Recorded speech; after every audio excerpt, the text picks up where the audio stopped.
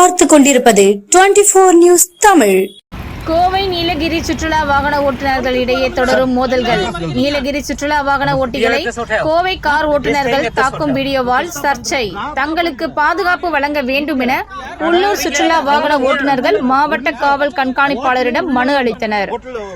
நீலகிரி மாவட்டம் சுற்றுலா வாகன ஓட்டுநர்கள் மற்றும் உரிமையாளர்கள் சங்கம் சார்பில் மாவட்ட ஆட்சியர் மற்றும் மாவட்ட காவல் கண்காணிப்பாளருக்கு மனு ஒன்று இன்று அளிக்கப்பட்டது.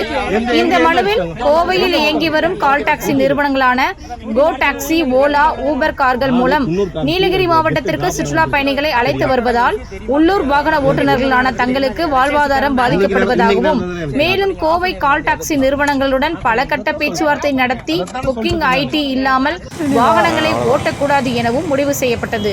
ஆனால் இதையும் மீறி தொடர்ந்து ரெட் டாக்ஸி வாகனம் நீலகிரி மாவட்டத்திற்கு வருவதால் நீலகிரி சுற்றுலா ஓட்டுநர்களின் வாழ்வாதாரம் பாதிப்படைந்துள்ளதாகவும், கோவையில் தனியார் உண்மைக்கும் மாறான பொய்யான செய்திகளையும் நீலகிரி மாவட்ட ஓட்டுநர்கள் மற்றும் நீலகிரி மாவட்ட காவல்துறை மீதும் அவதூறு பரப்பி வருகிறார்கள்.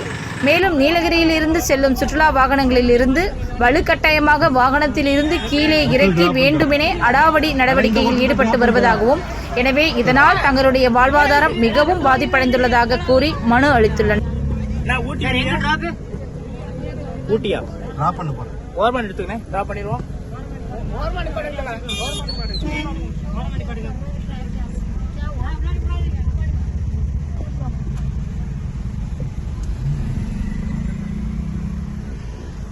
और होटल किधर है?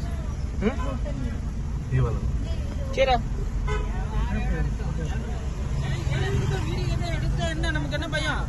என்ன பிரச்சனை? ஒரு 3 பேர் மட்டும் வாங்க. ஏற்கனவே உள்ள ஊர்பட்ட கூட்டம் இருக்குது. எல்லாரும் இங்கே நின்னுக்குங்க. இந்த வண்டி முதல்ல எடுத்து ஓரம் போடுங்க. டக்குன்னு அவர் வெளியில போனாருன்னா அங்க பாருங்க.